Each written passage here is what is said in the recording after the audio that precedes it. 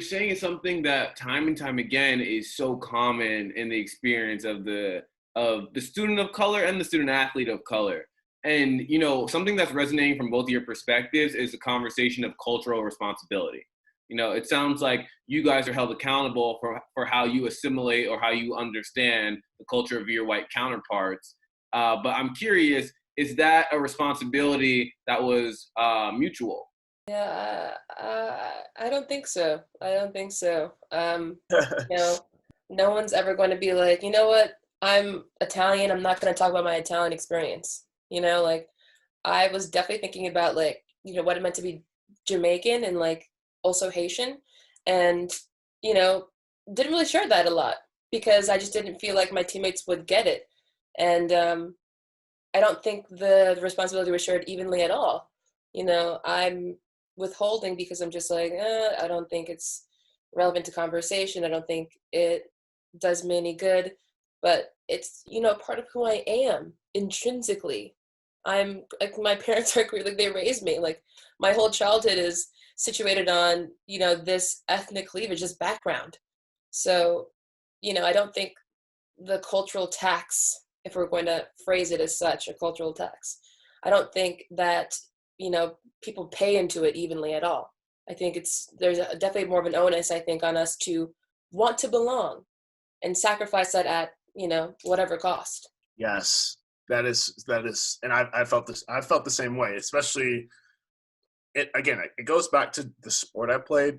Very white sport. Hardcore too. Right? Like, and it's so very like. Unfortunately, it was always, hey, like, what's your experience? Like, I never went up to a white teammate and said, hey, what's your experience? Because, and whether or not I assume nothing or not, I assume that it was relatively very, very different from mine. I'm sure it was. But I always, Jourdon, to your question directly, yes, I think the onus is always on the person of color, or has historically always been on the person of color to say, hey, like, this is my experience. I don't speak for the entire race. This is just my story. Can you listen to it? And then, but most of the time, like, people don't ask that. People don't want to hear it. They don't want to say, they don't want to admit that they're wrong when they call me Dominican, but I'm actually half black, half Panamanian. They don't want to admit that they're wrong. They're just like, oh, whatever, and keep it moving. And so it becomes my responsibility to say, hey, actually, don't do that. Like, this is who I am. I mean, to Chelsa's point, it's like, this is intrinsically, I'm born from these two people. I think we need to continue working to get to that point where the onus is not on us anymore. I don't have the answers to that right now. I think this movement of Black Lives Matter and the current cultural climate is leading us in the right direction, but we have a lot of work to do. Dude, I just wanted to say like one thing. Like, oh my God, your point about your point about teammates asking you what your experience is, what are your experiences like, almost in a way that you're like a token. I think we're oftentimes brought, and by we, I mean students of color / especially athletes of color, we're brought to these predominantly white spaces at the expanse, of of ourselves. We're brought there to bring diversity. We're brought there so that XYZ person can say that they went to a school that wasn't all white. I'm not saying that's the only reason why we go to Middlebury, but that's one of the huge reasons why they bring, students like us. I'm part of a scholarship program, a leadership scholarship. I was told that I was going to go to this amazing, prestigious school and it was going to be this amazing experience. But also, my experience is, it's at the expense of, my own, I think, personhood, because I'm not there for only me and my education. I'm there to make Middlebury a more diverse place. I'm there so that someone can say that they perhaps are not racist, so that they can say that they, met XYZ Black person, and now they have a greater cultural understanding. And why are we being used as tokens as opposed to just like being able to go to a school and like enjoy the school environment? Like, now you're going there so that someone else can say Middlebury isn't problematic. Middlebury has. So I feel like, and I wonder, experience just has to be better than that. It has to be more about how you're feeling.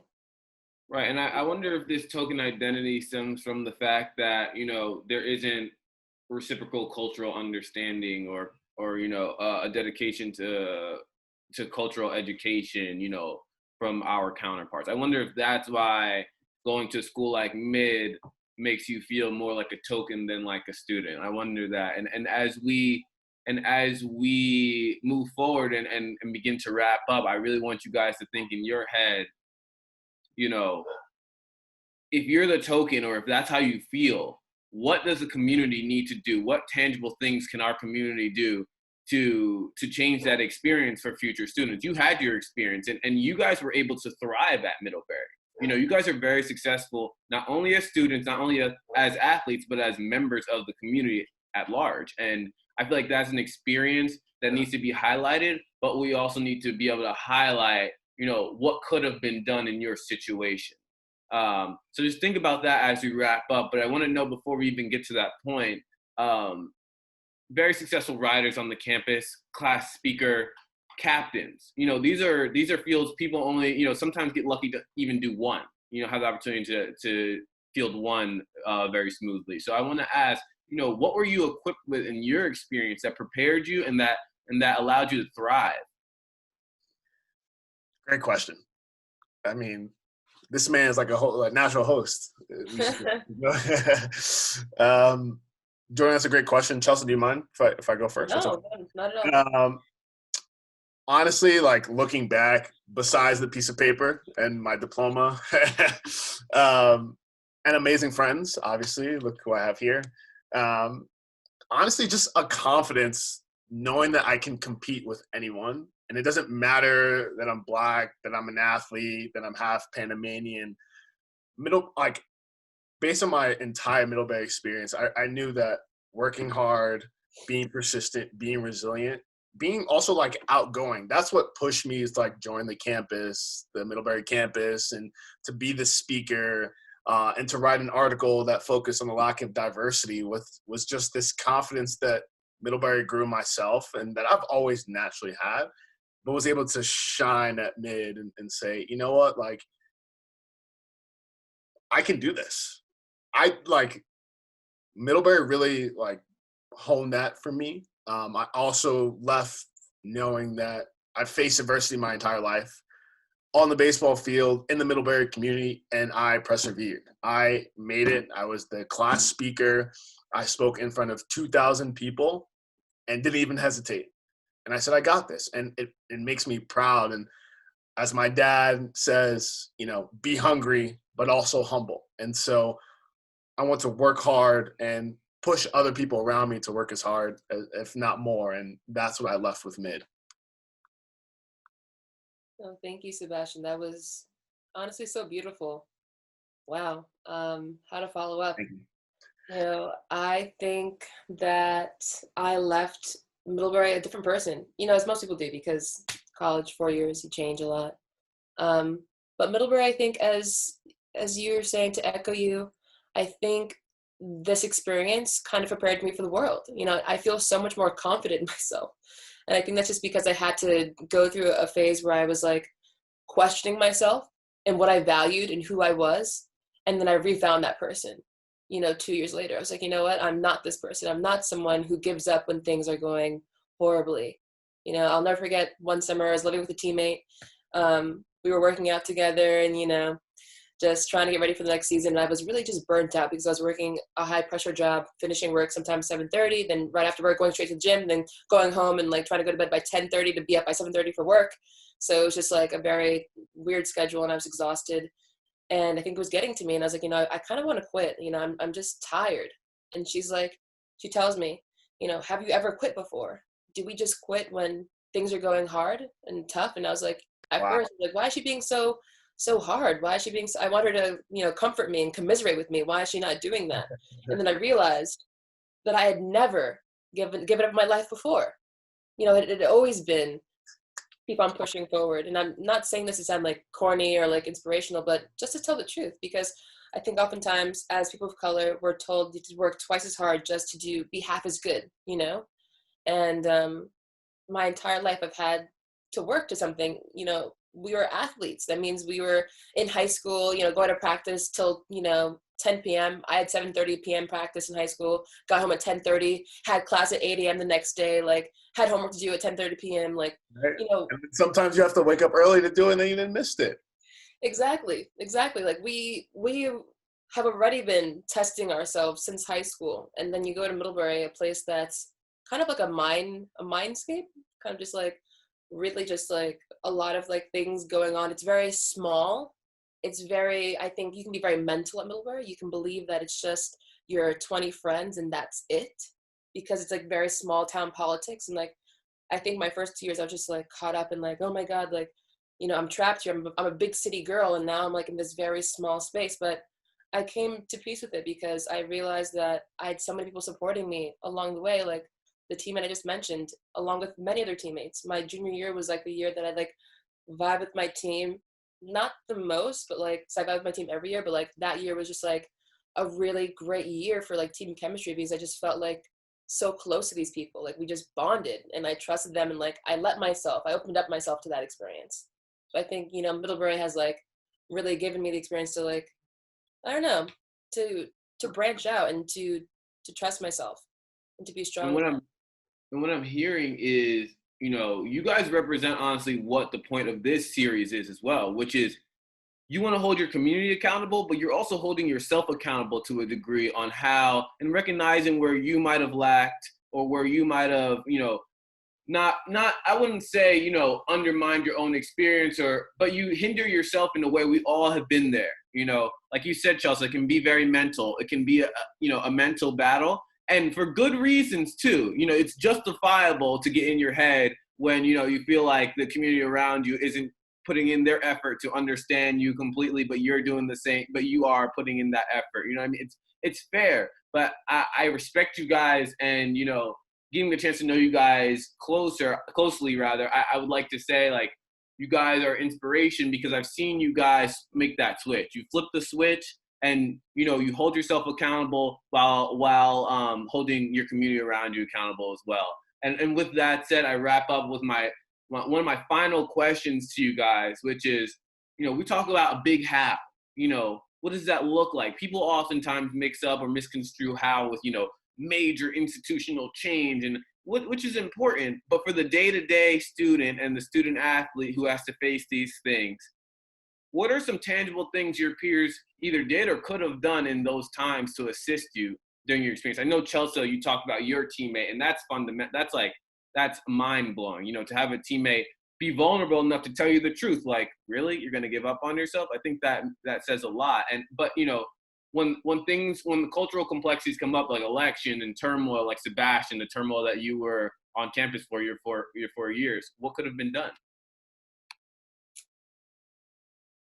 Can I take this one? It's not about peers though. I think it's just what Middlebury can do as an institution. The counseling services, they could hire more counselors who are, non-white. I've personally used the counselors there, and they're amazing, and they work so hard, and I know they're a bit understaffed, so I recognize all the constraints they're under logistically. But I think if there's more representation at that level, students of color need to see people that look like them, especially when they're going to therapy. And that's even athletes, it's not just students, it's just everyone. I think that's one thing that I think Middlebury can definitely work on, and I think will be an actionable step easily. I think hiring more faculty of color too is one way for students to see more representation.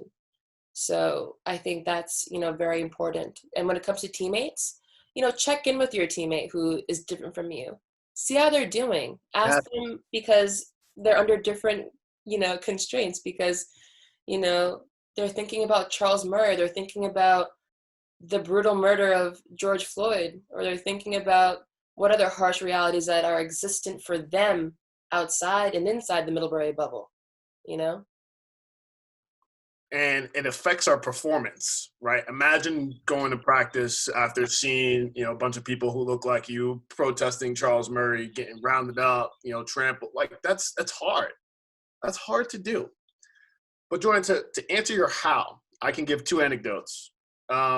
When the Donald Trump election was happening and Charles Murray protesting, and I was just in a really tough spot. No one asked me how I was doing. And I wish someone said, yo, Seb, how are you? Come, like, let's talk about it. No one did that. I formed SAOC, had to take my own, help myself accountable. But when George Floyd got murdered, and then Ahmaud Arbery got murdered, and then Breonna Taylor, and the list goes on and on and on, I got to a point where I was like, you guys need to do better. I told some of my closest friends, you guys need to do better. And I think what was most disappointing in all that is I spent 4 years on the baseball team, and I can only count on one hand how many people reached out to me during this crazy time and said, let's talk. Can I learn? What can I do? But those people who did are some of my best friends to this day. They reached out and said, Seb, I don't know what you're going through. I will never know, but I'm here to help. I don't know how I can help, but I'm willing to step outside of my comfort zone and understand what it means not to belong. And that was so powerful, guys. Like, it almost brought me to tears because I was like, for once in my life, someone who doesn't look like me is trying to figure out what it means to step outside and say, why does your mom say don't wear a hood? Or, why does your dad say behave out in public? It's because of what happens in the news.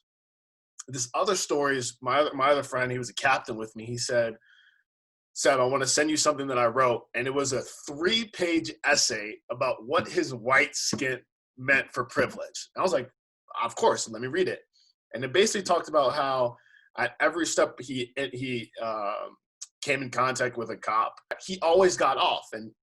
And he explicitly said in his piece, I got off because I was white. And that was powerful for someone to recognize that is all you can ask for. We're not asking you to be social justice warrior, rah. It's just to look at us in the face and say, hey, man, I know you're struggling. Hey, girl, I know you're struggling. Like, let's talk about it. Let's like, how can I learn? And I think that's what it comes down to is how to learn, right? Like, that's very important because, we can go on about how, like, history, we've been lied to our entire times, but, we only have a short amount of time. But, that's the point in this, Jourdon and Chellsa, is like, how is, like, if they're really your teammates and they really have your back and they're really going to go to war for you, then they will ask you how, what's going on the field and off the field as well. Ooh, like, honestly, hearing you guys, seriously, like, it really does surface an amount of emotion in me because, you think about the teammates you've had in the past whose experience with the sport they've loved and they've dedicated their lives to changes because of a lack of cultural understanding or, they feel othered on a team, they feel isolated. And it's really difficult, but what we're doing here, I feel like it's important because what you're saying is a tangible step everyone should hold themselves accountable to, which is lean in, ask why, be vulnerable. It's okay. We both are in this situation. There's no leg up, but we have to sit at this table and make for a better situation. And with that, I want to say I am so grateful to have you guys here, have you guys speak to us. And I'm learning. Look, I'm a black man, a young black man, but I learned from hearing this conversation because I'm not a black woman. I don't know what that experience fully is. And also said, as a black man and as an Afro-Latino, you share a different identity from myself. And you were there to experience different cultural turmoil than myself. So I'm learning from your experience. And honestly, I thank you for taking that time. Thank you to everyone for engaging up until this point and understand that as we move forward, this is the goal here. We will dive deep. And next week will be no exception. Next week, episodes focus on women's leadership. It'll feature Maya Davis, former basketball player at Middlebury, and Coach DiLorenzo, legend on Middlebury's campus, field hockey head coach, and a slew of other extremely powerful and important leaders on our campus. So I want to thank you guys, and I hope everyone can lean in with us next week. Thanks, guys. Yes. See ya. Thank you.